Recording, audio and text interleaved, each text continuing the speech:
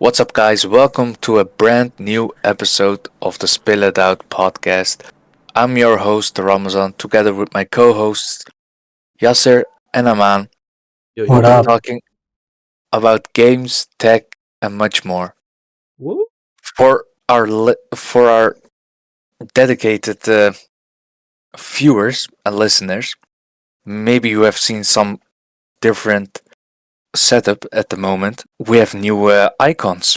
Oh, Nice. I see it So, now. yeah. So, shout out to Lord Raven for the background for the podcast. And Thank with you. that, what we have to on this episode, we're going to discuss studios admitting usage of AI and what we have been playing thus far. So it will be a pretty casual episode this time. True. So, Yeah. Aman, take the spotlight, I would say. Well, I think we'll first be talking about the use of AI. Specifically, recently it's been coming out that I think it was Larian Studios and Sandfall Entertainment who were using AI for development of at least Clair Obscur Expedition 33, and I'm guessing it was Baldur's Gate 3. If someone would like to add on that. Divinity. I see. For Divinity, I can't really say anything. Maybe you know more about that, Yasir? For Divinity, it was basically like concept art that they were talking like. Basically, I'm trying to find Finkus' post on it because he talked about it elaborately. But it's basically how to speed up the process, but that they aren't using any of the results the AI is bringing them for concept, but more like using it as an idea thing, just like in his like how he explained how you would look up at Google or art books like themes and things to inspire you. So So kind of like storyboards. yeah, that's how they are like currently using AI. And he did say like he is of the mindset of not to ignore any tech and to basically always try and stay ahead, but not in the sense of that it will take creative jobs, but more in the sense of like if it can speed up their process in making games, then he obviously wants to use it, but he doesn't want to use it to take away the creative side. It was the same thing for CD Projekt Red, where they also admitted that they are using AI, but more in the sense of trying to speed up the dev cycle on making the games and not letting AI create the games for them. The CD Projekt Red even said like AI won't make Witcher 5, for example. But that was the whole Divinity issue, where people instantly kind of just said like, "Oh, they're using AI and it's taking jobs." When Sven all really meant to say is that they just use it for storyboarding so far, as I have seen and heard. I think that is good use of AI to just at least use it to like explain an idea. Like for example, if you're like a game director or something, and you want to like just help explain an idea, and to use AI for that, I don't see how that's different from just using Google Images, like he said. Yeah. So it's But how, not really taken away from anything. but how about Arc Raiders then? Like we of course talked about that one also during the episode with the nominees, but like we do know that they are using AI.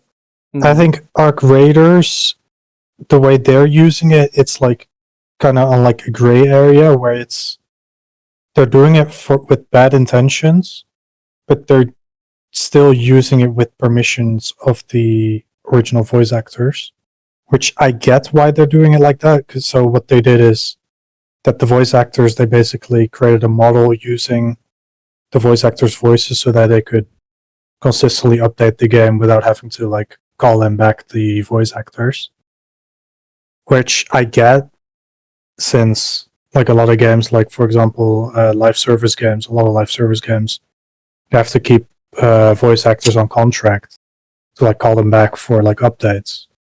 Whereas our grader said, no, we're just going to use AI and then we don't have to call them back. They gave permission to voice actors, which I guess you would say legally it's like they didn't do anything wrong. But still, I don't encourage the use of generative AI in such a way. No, I get it. I think the voice actor for Asterion said it in the right way, in the way of you. It's okay if you're a studio that has got that much funding that use AI, but the moment that you have made the money, like hire some fucking actors to like replace it again, to have proper voice acting.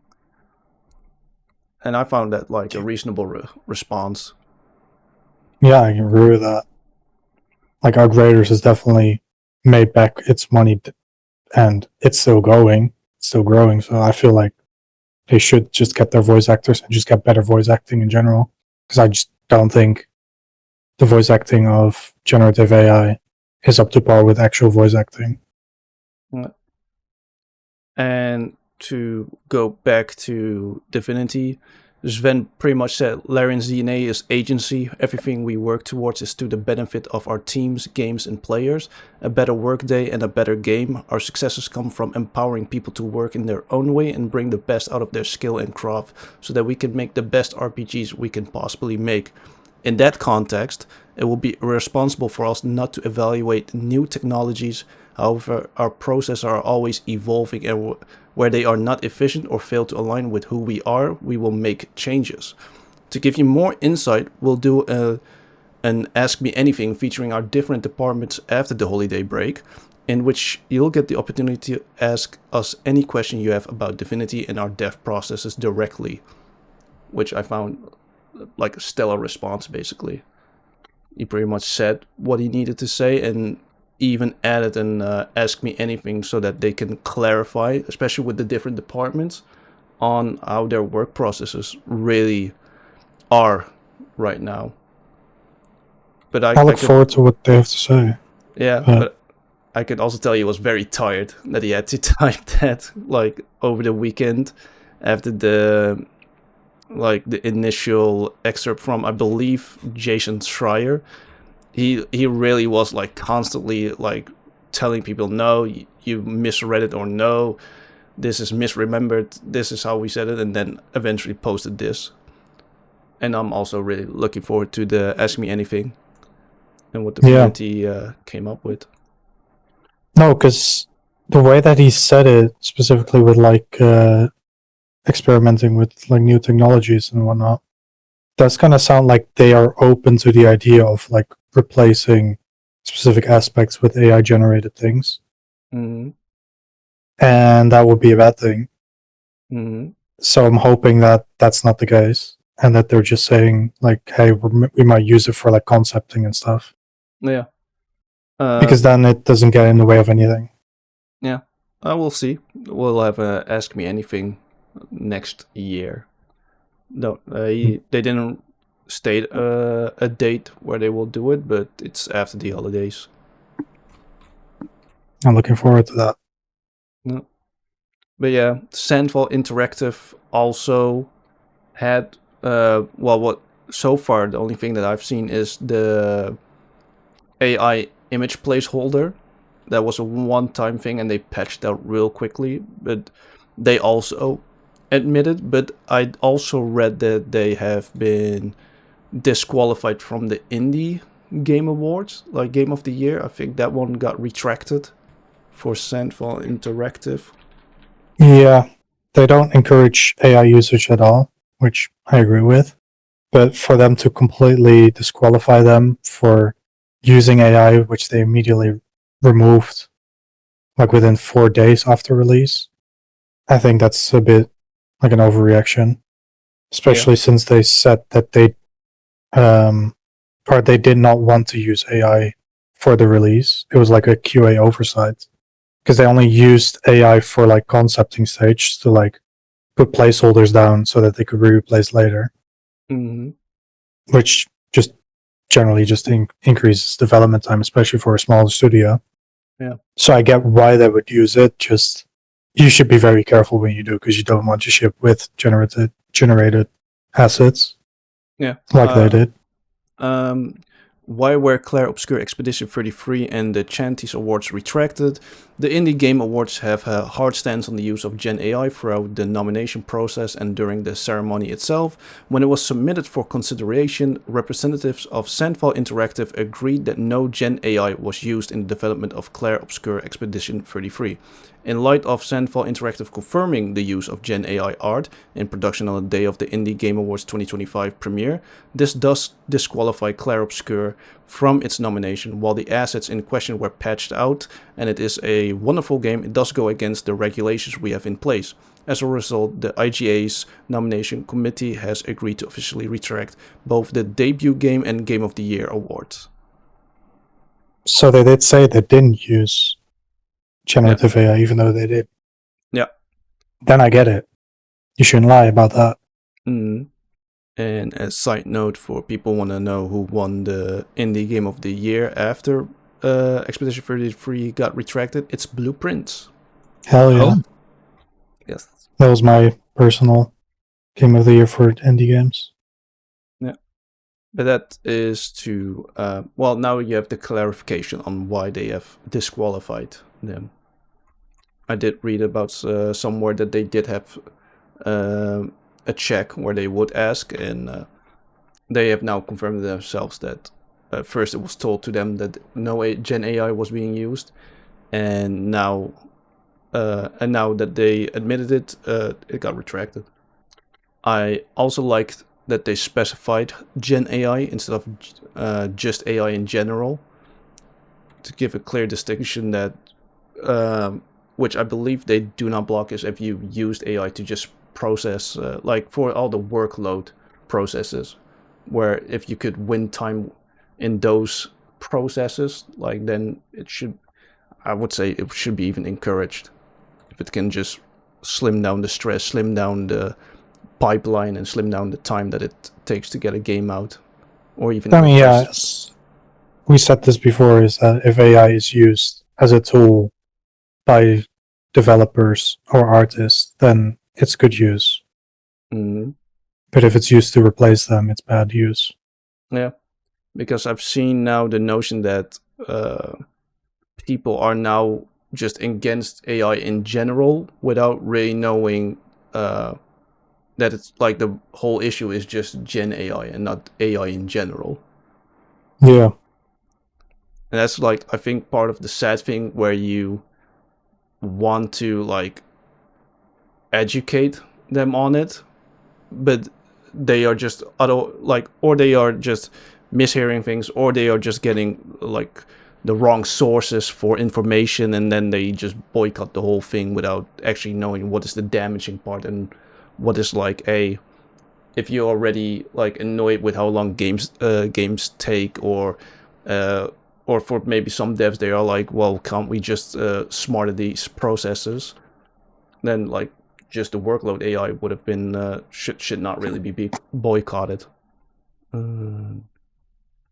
Yeah, but this whole situation is like making rounds, which is funny because normally you would just still be talking about like the Game Awards winners and trailers that have been shown, but like after Larian was the first to admit it, and now CD Projekt Red and Sandfall Interactive has followed it up. I believe some other studios also followed it up, but I can't find them as quickly. But, yeah. Well, another game that was recently in the general like gaming news for using generative AI was Battlefield 6, I believe. Yeah. With the use of what was it, Call of Duty actually? Might have to check that. But it was the use of generative AI art in their banners That was for Black Ops specific 7. gamelets. Yeah, Call of Duty Black Ops 7. And that is just not the way to go with generative AI. You don't want to use it in production just at all. Yeah. It should be only used as a tool for developers, as a tool for like artists, or as a tool for concepting, basically. Yeah, Yeah, it was on Black Ops 7. Activision also pulled out a statement for it. Like so many around the world, we use a variety of digital tools, including AI tools, to empower and support our teams to create the best gaming experiences possible for our players. Our creative process continues to be led by the talented individuals in our studios. End quote. Well, yeah, that Yeah, doesn't I think really that's excuse baloney. it. I think it's baloney to use AI in production and then say it's for the best experience for our players. That's Mm, just not the case. yeah. But then again, Black Ops 7 is already a shit show from the get-go. So, Yeah. yes, that was the other one. But like, it wasn't them admitting it in the same way that Larian admitted it. Yeah, I think that was actually before all of like the Larian and Mm, Sunfall stuff. I believe it was when people booted up and they were like, "What? Wait, this looks fishy." Yeah, And Larian just like after the trailer, they did an interview and they already stated it, which I well, appreciate their transparency for it. yeah, but like it should not be a big deal because the way that games are developed, usually at the starting phase, you do like a block out of like a stage or a level or whatever, which is just basically using basic cubes for an environment, and then you can already test an area for like how well it flows, how good, how big everything is, and everything. So if you were to use like generated assets for the block out, that's fine because you're just going to get a better idea of what the area is going to look like without actually using those assets. It's just for concepting. Yeah. Like players are not going to see it. It's doesn't take away from any artists because they're still going to be making those assets anyway. Mm-hmm. So the way that Larian and Sandfall and the others have used it, it's not a problem at all, in my eyes. Yeah, but we'll have to see. Still, it's still a massive shit show on what gamers and devs. Well, not really devs, but how gamers are feeling about it. But at least I like the transparency so far from all the studios that outright admitted it. A bit iffy about Sandfall Interactive's representatives first declining it, denying it, and then later admitting it, but that could have That's also true. been miscommunication. But yeah, AI usage. I think if I would summarize it, our stance is basically for workload processes, it's a go, and for any creative side of it, it's a no go. Yeah. All right. Well then, Ramazan, what Yes, have you been playing recently that caught my eye? I actually started playing a game that I wanted to play for a very long time, but couldn't due to obviously school. Mm-hmm. But I've been starting to play Hogwarts Legacy. I think Oh, it was since Tuesday that I started, and in one sentence, love it, love it, love it. Okay. I am currently playing as a student in the House of Ravenclaw, but Ravenclaw gang. yeah, but I am planning on playing in every house already. Okay. So yeah, I need to find a way to also incorporate Hogwarts Legacy now in the already busy schedule. But It's yeah, it's it not is a that very long. nice. Well, it depends on how you play it. Like I played, I said it a lot of times. Also to Aman, I really played as an ADHDer.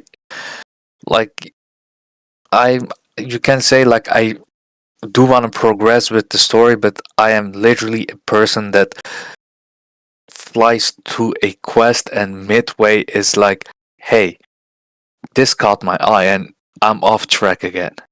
Mm, So okay. yeah, like one of the things is I think I already put like something like 20 hours in the game, and I just recently did the quest where you can unlock Alohomora, like one of the lock picking spells, Mm, which should actually be something you could get pretty early on in the game, but yeah, just because I explore a lot and just do a lot of side quests, it takes a bit longer, but I don't have a rush with it. Okay. I'm really just enjoying the game. Yeah. And you just like it so far that you already know you were gonna do all of the schools, but are you gonna do it instantly after you finished your playthrough with the Ravenclaw school? I plan so. Like, of course, I have also my games with you guys. Like we are recently uh started up Halo again Yeah. to finish my Halo journey and be part of the Halo gang. But yeah, apart from that, we have our Baldur's Gate sessions, and yeah, it's like I want to add Resident Evil, but we already finished thus far with Aman to where we could, so we're now waiting on that for Resident Evil Requiem. I would say Yeah, only so. 2 months. Yeah, Yeah, you finished all the mainline games except one, I would say. Yeah. which Yeah. one? One, Resident Evil 1. Oh So, yeah, true. but you also Yeah, have spin-off games, yeah, that you could still do co-op, like Yeah, Revelations. true. yeah, that's true. Yeah, Are I you? think I still have Veronica installed. Code Veronica. I think still you I've would. yet to boot it up. Yeah, Yeah. you really wanted to play that one. Yeah. But yeah, Really it's looking forward to it. apart from that, it's just really finding the time. I like with Hogwarts Legacy. It's really a game that, in my case, it's really meant to be. If you have nothing to do, just boot it up and just go around the world. You'll Mhm. always find something to do in the game. Yeah.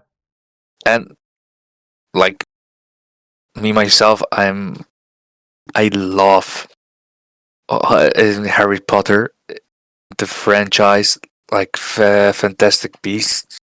Love it, all of them. Like I already read the books, etc., and the games. I'm playing that one now, but the movies are. I love everything of it. So So you're yeah, having the I time of your life. yeah yeah Okay. Okay. I think once we hear your thoughts on Hogwarts Legacy, I'm pretty like I kind of have an inkling of a feeling what kind of how many stars you will give it. I think so too. But the reasoning will be. I would say it will take up a lot of time of the episode already. So for the people listening, brace yourself. It will be a lot of nerd talk. Okay. Okay. Look forward to it. Well then, Aman, what have you been Yes. playing? So a few days ago, I picked up Voices of the Void. It's a Okay. indie horror game on itch.io, and I saw that it's been like getting a lot of traction this year, and I was kind of curious what it was about. And actually, it was like a month ago or a month or two ago where I actually saw a video of this game, which basically just broke down the basic intrigue of the game, which is that the game really makes you feel like isolation. I'll explain a bit more about the game. Basically, you are in a, I guess you could say like a satellite farm. It's just a huge area with a bunch of satellites, and you're trying to pick up data from faraway stars. And by collecting that data and refining it, you send it to like your higher ups, and then with the money you get from that, you can buy upgrades and make your place nicer. But within like the first few hours of the game, you'll realize that you don't really talk to anyone. There's no one really around. You really feel isolated and alone. And I think that is such a unique horror experience that actually makes it more enticing, since it is a very slow burn, and it's not like all up into your face like a Five Nights at Freddy's, where within the first 5 minutes you get a jump scare or anything. Mm. I've played the game for like 30 hours now. I'm only 24 days in, so you can already tell that it's a very long game. Yeah. And just in general, there's just not a lot that happens, but there's constantly that like dread around you that something is going to happen, that something is watching, and just it's such a unique feeling. I don't really know how to describe it besides just you have to feel for yourself. Yeah. It's like keeping you on edge, basically. Definitely. Like very atmospheric horror game where you are just bracing yourself constantly. Is it like making also noises, or is it just like ambient? Well, it's like kind of interesting because a lot of the game is ambient, but the game, it's like very similar to like Half-Life and like Gmod and everything, where like there's a lot of physics gen going on. So sometimes there will be like an item that like glitches out and makes a sound behind you, and it makes you turn around like, what the fuck was that? And then it turns out it was just nothing. And just the constant dread of like something watching and something being there. I find myself turning around like every 5 minutes to like see if there's some, or not even 5 minutes, like every 2 minutes, if there's something there. And there's never something there, but just that one small chance that there might be something there. That's what gets you. Okay. And But yeah, I've been really loving the game. Oh, nice. And you said you were 23 days in out of how many days in total? I think there's 48 to 50 days in the game. Okay. So I'm only like halfway in there, so it might be up to like 60 days or 60 hours. I have to play through the game. Oh, that's quite long and for horror. It is very long. And the crazy part is it's early alpha, so it's not even full release out. So by the end of it, it might be like a 100-hour game. But like, do you think that the whole game is still being patched? That there might be changes to go back for? I saw already that there's like a version 9 or a pre-alpha version 9 that it might already be out, but I'm not sure. I'm playing on version 8.2 or whatever. And in that newer version, they completely overhauled the controls, how like you refine data and all that stuff. So they're already making a lot of changes to the gameplay. Yeah. So I reckon that by the time for the full release, it's going to just look completely different and be a completely different game. But something that is very intriguing about the game is that there's a lot of depth.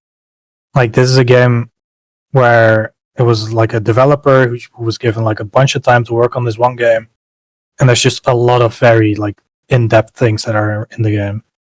Yeah, but like you said, you're mostly just exploring, from what I could tell. I mean, you are still like in this one refined area, but it's pretty big. And a lot of the gameplay revolves around this one small area within this area, like your base and all these satellites that you go back and forth to. Yeah. But there are like still a few like exploration things that are there. I won't be going to much detail there because you might want to figure that out yourself. But yeah, it's part exploration, but a lot of it is within this small area around your base and to these satellites. But still, there's a lot that happens in between there. And I just don't want to give away too much, but most of the game you don't want to be exploring. Most of the game you're probably too afraid to explore. Okay. Especially at night. Okay. And how would you describe the visual / art style? The game is definitely inspired by like Half-Life and other like early 2000s 3D games, or Source games, I should say. The sound effects are even just straight up taken from Half-Life 2, so take with that. But it is being developed using modern engines. Obviously, it's made in Unreal Engine. So imagine just like Half-Life 2, but like with extreme fidelity graphics, Okay. or being able to support high fidelity graphics like volumetric fog and gold rays and whatnot, and just high render distance, a lot of entities, a lot of physics objects. And does it have like, is the story really, would prevalent be the right word to use? Is it very on your nose? Are you going to points because the story is kind of dictating, or is it just for now like it's there where you can read logs and read files from people that aren't there anymore? It's kind of like the latter. You have to find the story yourself. For most of the cases, sometimes things happen that are really in your face, like, hey, this is a story thing, go look at this. Yeah. But most of the time you have to find the story for yourself. And is that something that will change once it's fully released, or do you I think could this is see the there direction? being, I think I could see there being like at least like an intro section to the game, because right now, if you want to learn like the controls and how to do stuff, you have to do a specific tutorial, which is just like basically just a Gmod room, where you just have like these like information notes that tell you how to do things. So I could see them actually making like a proper tutorial that's just like, hey, this is how you do this stuff, and you should go here. But apart from that, I think most of the game is gonna still be very much like you have to find the story yourself, and I think it should stay that way, because that just more like exaggerates more the loneliness and the secludedness of the game. Okay. Pretty interesting. And is it like on Steam, or where is it on? It's currently it's exclusive to itch. You have to go to the specific itch page. I could see them eventually doing like a full-on Steam release, and I feel like they should. But for now, if you want to play, you should go to that itch page, and you can just download it from there. It's free. Okay. Pretty cool. Well then. And then, what have you been playing, Yasir? Oh, it's on me now. Damn. Yeah. What haven't I been? Nah, I'm just kidding. I have, like, if I would say, been consistently playing is Baldur's Gate 3 with a session with another friend of ours and Ramazan, and just with a bro also, BG3. Really close to finishing it out. We are in Act 3. I won't tell any spoilers, even though the game is at least 2 years old. But we're really loving it. I really love a certain OST that plays in Act 3 if you decided to do some things, but really enjoying it. And I could also tell that with Robinson it's very enjoyable to play, but also I noticed that this guy likes to rage bait you while playing.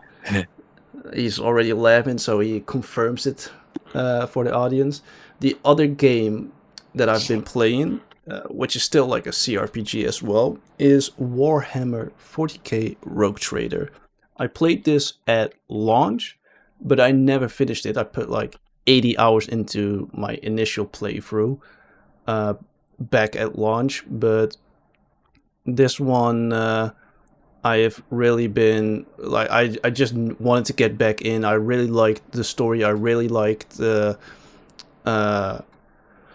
gameplay and just the exploration part. And like, what I really love about Allcat is that dialogue that I did back in like maybe 10 hours ago sometimes even affect like later on sections of the game, where some of the decisions I made comes to bite me back in the ass, like where I was like, oh, I was nice to this one dude and I just murdered this whole group, and then relatives of that whole group just found me and decided like, hey, it's time for you to go.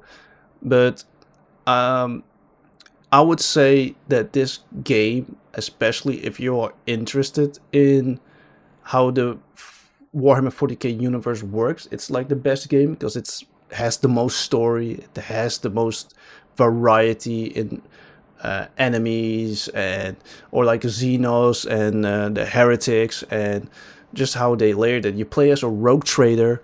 You have a warrant of trade that is bestowed to you by the Emperor, and there's not really that many people above you, so you get to like boss around a lot of people and be like an arrogant piece of shit. Or if you decide to be just a chill guy, you can be a chill guy.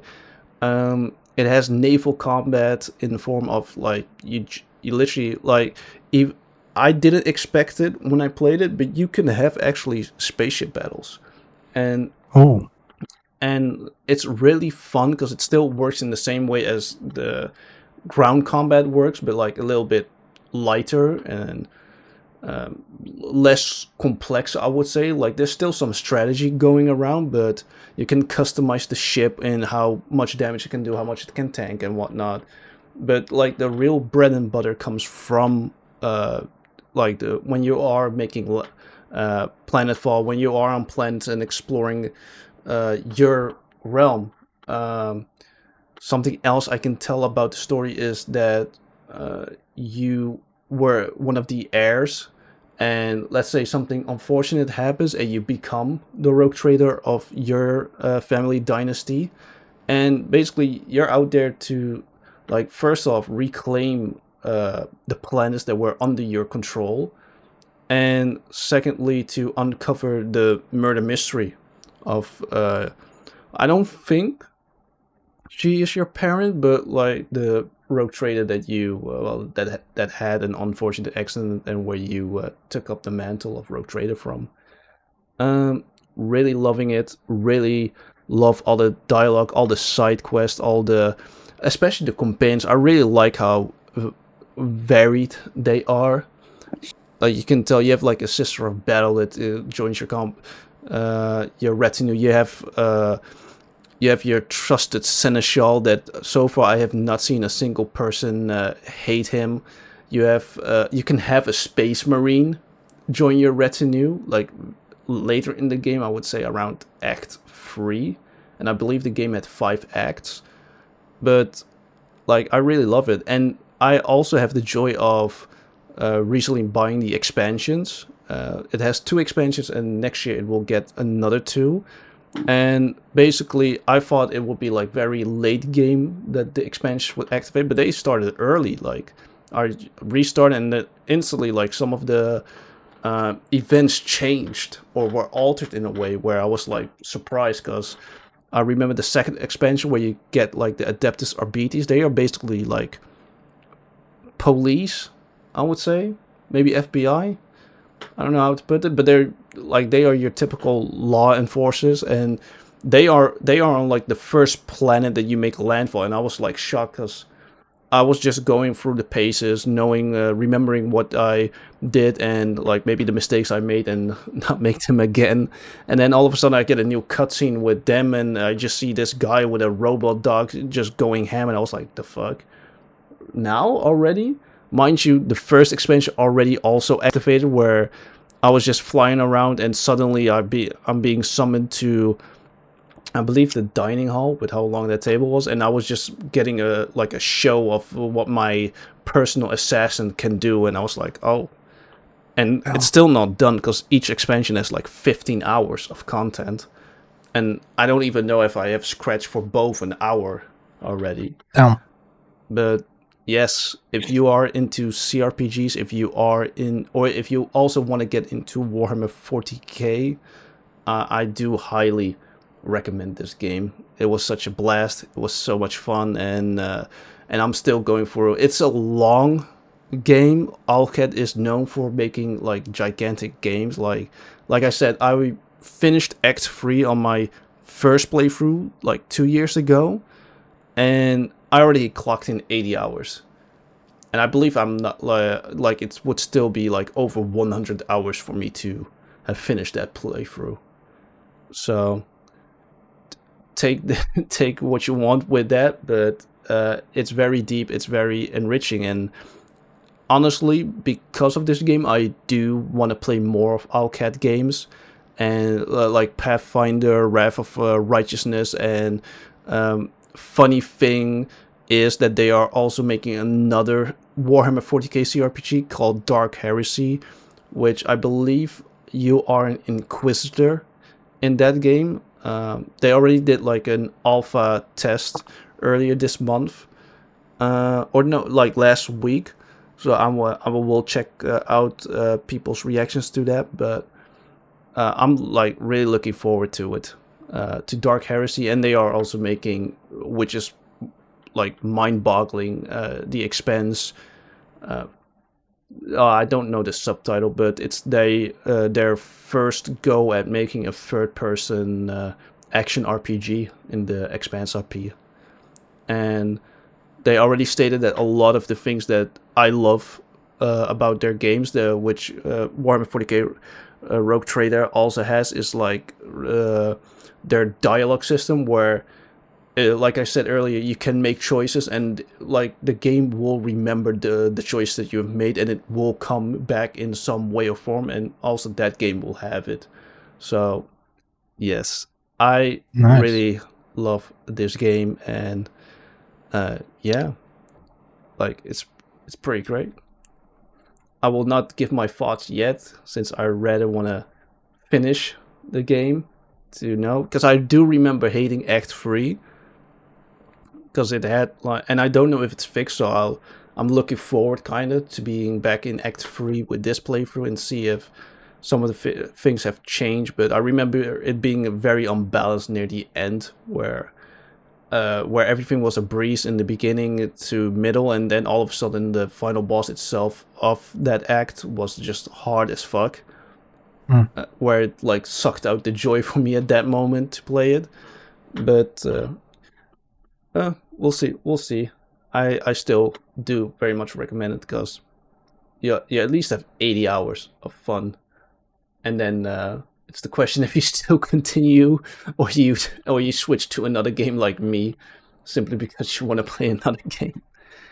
But yeah, and I would say lastly, I've been doing Halo Lasso run on Halo Reach, and already having done free and ODST, me and my buddy were like, Reach, it's time for Reach, and Reach made sure to let us know that it will be our most difficult Lasso run till date. For viewers and listeners, we haven't done Halo 1 and 2 yet. I do remember Halo 4 being much easier, but yeah, I don't know how those will stack up against Reach, but Reach right now, like, we tried it today again and we couldn't finish it because we had to record for the podcast. That mission 2 was already kicking our ass in the beginning, being already stuck there for like, what feels like an hour. Damn. Like, no, I kid you not. They have if the elites show up with the best rifles, it's game over, bro. They shoot like, they make sure to use that AoE effect that it has near you, or throw plasma grenades when you're not looking. But yeah, that's what I have been playing recently, if I'm not watching a show that has also consumed my life at this moment. Also, I want to say for the watchers and listeners back home, Lasso in Halo means legendary all skulls on, so Yeah. all the modifiers are enabled and it's legendary, so it's the hardest challenge in the game. Yep. And then make sure to let me know that it's the hardest challenge. It's quite funny though, because Halo 3 wasn't that difficult. Halo 3 ODST was definitely also not difficult. I don't know which one I found more difficult between the two. I'm pretty sure I found it a bit even. But maybe give it to 3, since 3 is a bit longer with some of the sections. But Halo Reach just blew it out of the park with how difficult that is. So it also makes me excited for the Halo campaign Evolve next year. Them already saying that like it's gonna be hard and they're gonna add more skulls. I'm already interested in it. That's definitely going to be a challenge. And I will happily suffer for it. I don't need sanity. Sanity needs me. But that's what I've been playing. Nice. I do have a question for your Baldur's Gate. Yeah. For both of you guys. What are your guys' classes? I'm currently playing as a wizard, a Hmm. sword singer. I think that's called. Blade singing wizards, I believe. That was it. Blade And that singing. means Well, basically, I'm a wizard that has nice spells to cast, but also goes on to the front field like a lunatic with a blade in his hands and cut down people like he's a fighter. Yeah, that's so a what. lunatic. Yeah, yeah. Well, Ramazan at least. Yeah, yeah. He is a Yeah, lunatic. Yeah. I'm really summing up what I do with the class at the moment. So I have heard some people's opinions that maybe that's not the best thing to do, but you gotta keep it funny sometimes. Nah, okay. This is where I cut in. All right, listen, man. This guy, you already have a front line, you have a mid line, and he can just decide what he wants to be, and then not even using all of the abilities that makes it fun to be a blade singer. This man is just already like taking on one of the tougher enemies when his class is not meant for the tougher enemies. And then like literally looks at us why we are not healing him. Like, nah, get out of here. Get the fuck out of here. I'll say my class for both playthroughs. For my Act 3 playthrough, I am also a Blade Singing Wizard. That was also mostly to do because it's the last subclass they added to the game in patch 12, I believe, where almost every class had like one more subclass added. And I was like, oh, I kind of need the blade singing since the game will prioritize sorcerers and wizards from the get go. If the AI spots you, they want to get to you because you are one of the most dangerous archetypes. So I was like, I need a sword in my hand in case they get too close and I can't use my spells anymore. And in our playthrough, what am I again? A barbarian, right? Oh yeah, a barbarian. I'm a giant barbarian. So basically, if I rage, I become a giant, but not Ooh, really a giant. Like I don't think like I am instantly 50 feet tall or something. I just become like maybe over 3 meters, I believe. And also, to add, he can tank a nuke in Baldur's Gate. That's true. We have tested and verified I can indeed tank a nuke in um, with my giant barbarian class without raging, by the way. So that's mad. It was insane. I was literally as far as him away from the epicenter. For some reason, I didn't even stood a chance against a thing where I have like 30 something health. It blasted through all of my health like in an instant. This guy had like, I think it was at the end 15 health like to spare, yep. and That's just mad. after that his character literally stood up like it was a breeze. Yeah, mind you, I was next to the epicenter. Like literally, I was there just in the kill zone, and I was just minding my own business, just chilling. Like it was a bit warm, I would say, but like no, nothing I can't handle. All right, that's enough, tough boy. Like I really like Aman. You should have seen like the image where like you could tell he is trying his best to get so far away, and like I would say it's not even the explosion anymore, but probably the shockwave that kills him at that point. But it also Yeah, killed like I'm literally one of the only survivors in the camp with another barbarian. Like the rest of the camp just all dies when that Yeah. I nuke think went off. I think the only reason like I think out of the 7 characters like uh 3 survived, and out of the 3 were literally so far away that they had an entire different platform somewhere else, and it it was sick. Like in an instant, everyone was down. We actually did it a couple of times. Yeah, to see different results.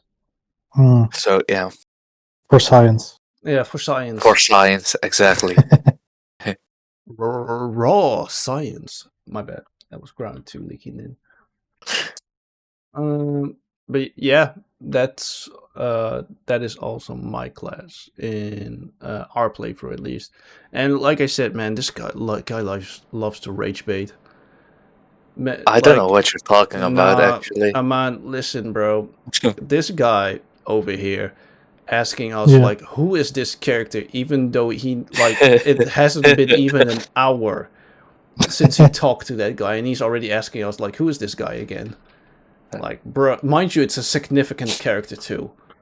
Like someone you won't forget because they had like a whole cutscene for themselves. And this guy is just like, Yeah, but like I said, I forgot to pay attention during the cutscene, so That's the guy who skips cutscenes. yeah, and yeah. love story at the same time. So, but somehow I make it work. No, you don't. You literally don't. Stop the cap. Stop lying right now. You don't make it work at all. I need him to play like Heavy Rain or something. I don't want to witness that, bro. Like a narrative driven game. Like, I already know he's gonna make the wrong choices just because he didn't pay attention. By the end of Heavy Rain, he's gonna be like, who the fuck is Jason? Yeah. Like, this guy is perfect for horror games when he's not paying attention, because when the jump scare comes that they have been setting up, like, he will fall for it. But man, once you play a story game with him, you get triggered when he asks you a question you don't expect. But it's not even that, really. That's why he's known for rage bait. It's literally when it's the gameplay time, when it matters where he's positioning himself as our backliner. But things like, oh, let me be in the front lines when a fucking two barbarians are like literally like looking at him like mouth frothing, like, wait, a wizard at the front line? Let's just rage and instantly get him. But Yeah. yeah, you gotta deal with the dice, how it rolls. Ain't that right, Ramazan? Yeah. Uh, Oh yeah, a game we forgot to mention. We've also played a lot of Repo. Repo? Yeah. Well, not recently, though. Yeah, not. We should play it again. I heard there are cards right now added into the game.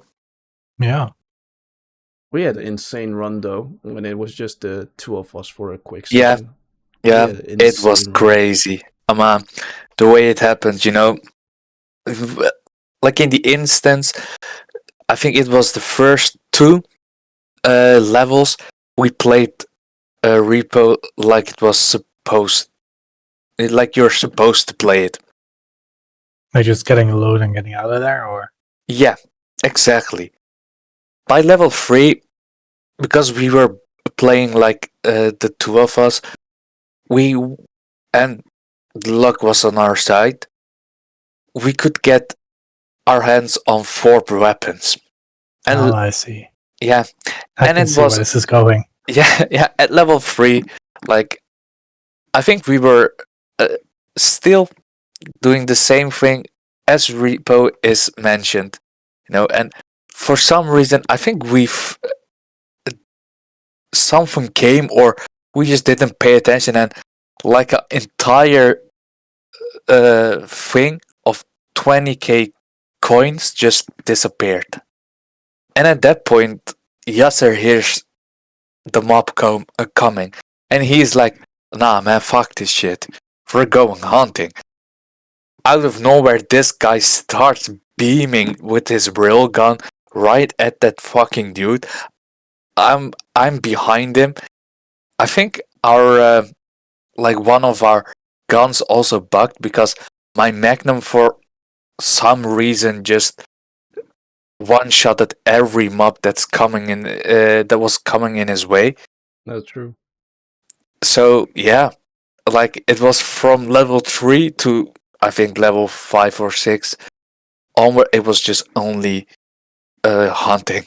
It was literally hunting. We all I went know. monsters. I think we left level 4 actually though without even uh handing in any of the wares. We just really went out. We straight out went hunting. Yeah, but yeah, it was level 4 where where we killed too many enemies that we reached the quota with just the enemies that we have killed. Yeah. Because they also respawned, and then it's just us like, here we go again. Let's just, you just hear like the magnum cock. Yeah. Oh, it was great. That was a really great run. That's mad. But now with cars, it's gonna be crazy with all 4 of us, like with Euphemius. Yeah. We still need to test out the cannon though. Oh, you mean the one that gets on the cart? Yeah.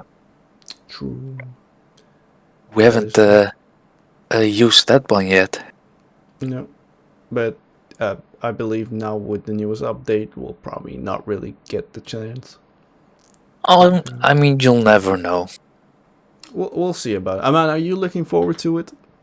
I am. I love playing games with my friends. Well, then I guess we'll play it pretty soon then again. Yeah. By the way, Aman, I wanted to ask you this. Do you think you're gonna play Code Veronica before Requiem drops? I would love to, since Code Veronica does introduce a character to us that is going to be prevalent in Requiem now. It does? That is how I understood it. Which character? I believe it was Rebecca. Wasn't that the mother of the main character in Requiem? No, because that's Outbreak, Resident Evil Outbreak. No, I don't think anyone from Code Veronica will show up.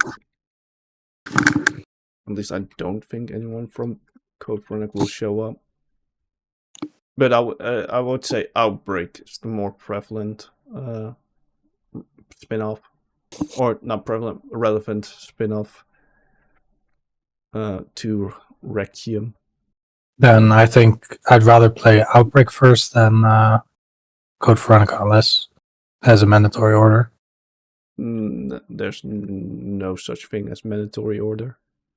Then I think I might play Outbreak first. Bro, I think we already skipped the mandatory order. Like, for the people listening, our Resident Evil journey began at Resident Evil 8. Yeah. So then we went onwards to 7. Which we got spoiled for already. By who? 8. Oh yeah, In yeah, 8, at the ending, you get spoiled for Resident Evil 7. Yeah, true. I already forgot about that, but yeah, true. Then you would say, hey, you go in order, 1, 2, 3, 4, 5, 6. Nah, we did 2, I guess. Yeah, we did 2 together. After that, we did do everything in order. We did 2, 3, 4, 5, 6. Yeah, we played 2. Actually, Yasir didn't want to play 3, but he was like, alright guys, you guys want to play it? Let's play it. So we played remake. 3. Yeah, 3 remake. Yeah, we played all the remakes, or the remakes that were available. So 2, 3, 4 remake. Yeah, 5 the original and 6 the... I don't know if it was the remake or not. No. There is no remake. There's no remake of 6. They should make one. But that's y'all's journey with it. For me, it was 7, then 8, then 2, then 3 remake with y'all, because I already saw what was happening with it. I played 4 original and then the remake, and I already played... Wait, no, actually my journey is Resident Evil 5, then 7, then 8, then 2 remake, then 3 remake, then 4 original, 4 remake, and then 6 with y'all. Because I was also not interested in 6. That's valid. Yeah, true. So yeah, 5 was also mostly because I believe it was Xbox Live Gold that I got it, and then I called a friend to play. Like that was 10 plus years ago. So then you've also not played original RE. RE1 I have not played. No, correct. I have not played it. But we all got spoiled for it in RE5 or RE6. No, RE5. Yeah, it was 5.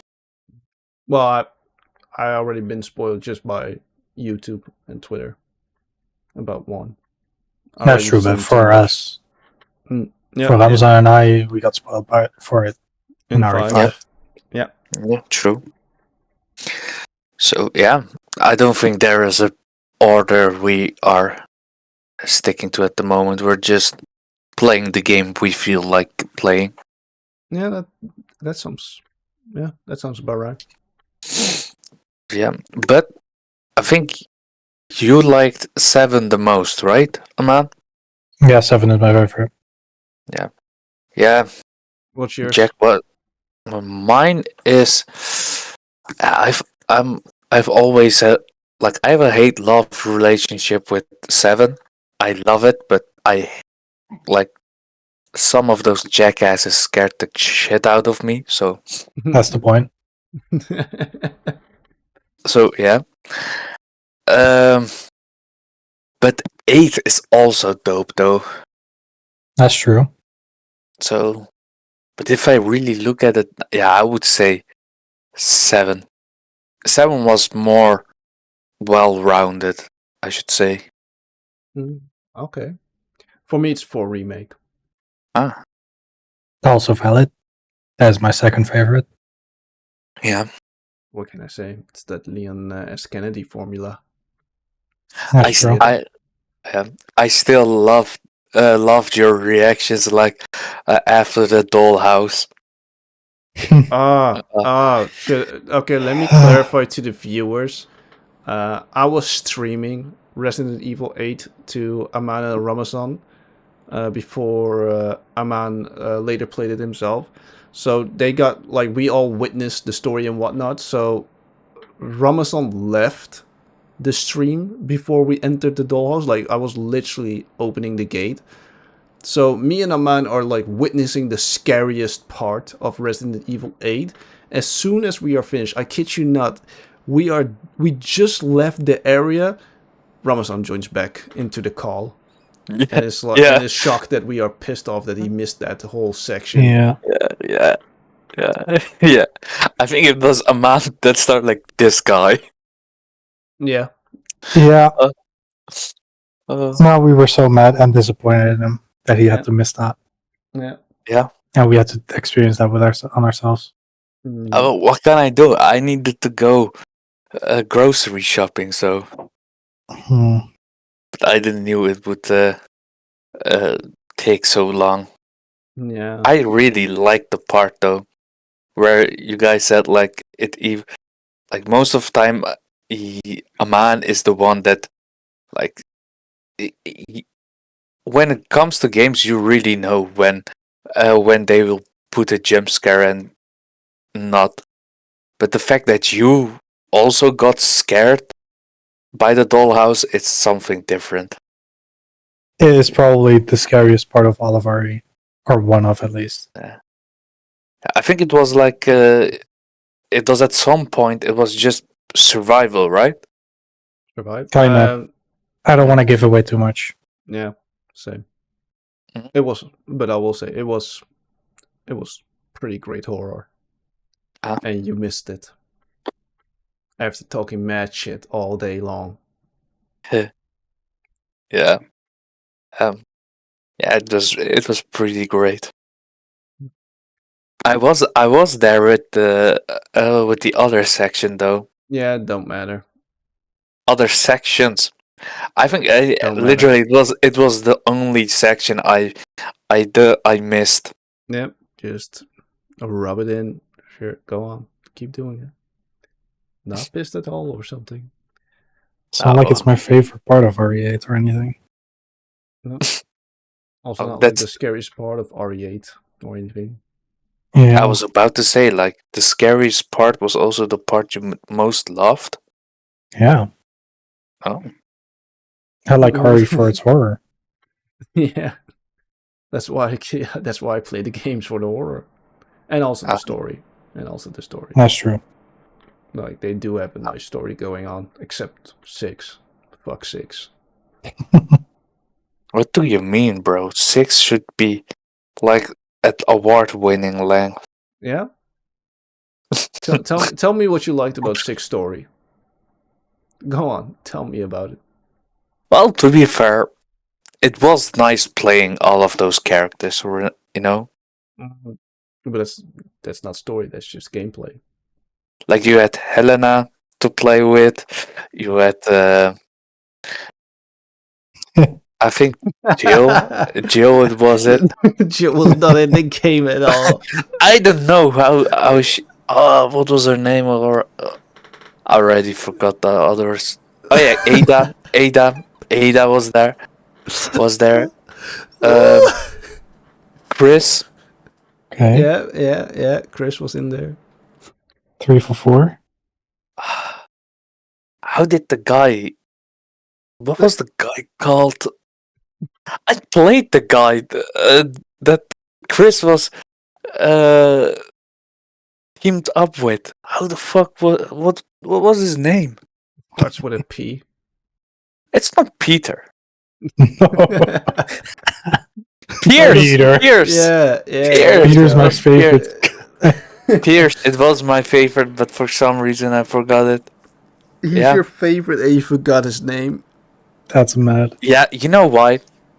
I don't want to spoil the end, but the end touched me so hard that just my brain Touch you, instantly, bro. Pause. bro.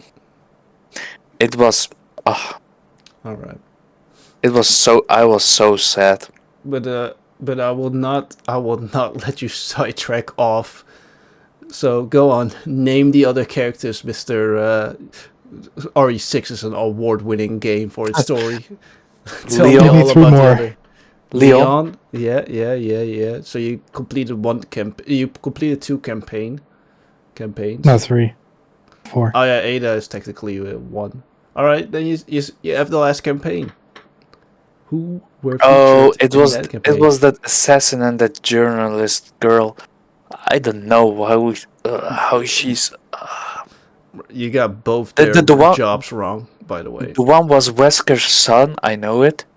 And for Okay. some, like for the people that didn't play it, suck it up.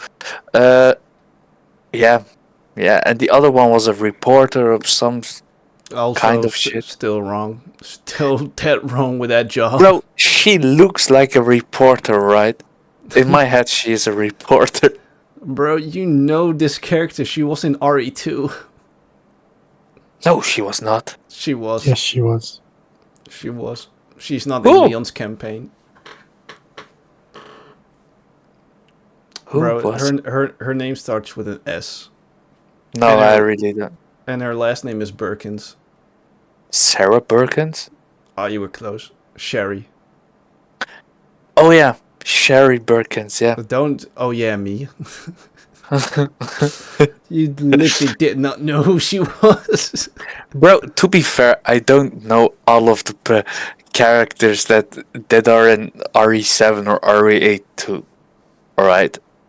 So I forgot No. all of Damn. most of them. Bro, Who's the protagonist of RE7 and RE8? RE7, it was that weird. It was a girl. What? Why? That old woman, right? Or it was 8. I don't know anymore, bro. Oh no, that was 8. Bro, I really don't know. I'm tired, alright? Don't bring up that excuse. That's not Down. valid. That's not a valid excuse. Don't hit us with the "you're tired." But who was your favorite protagonist? The one in 7 or the one in 8? Who did you like better? Yeah, go on, tell us. Yeah, bro. I don't know. Amazing. Thank you for your insight, Ramazan. But you take us away from the episode. Uh, Well, guys, if you liked it, be sure to subscribe, like, comment, and we'll catch you on the next one. Let me know in the comments who your favorite protagonist is in RE7 or RE8. All right, guys, bye. See you. Later.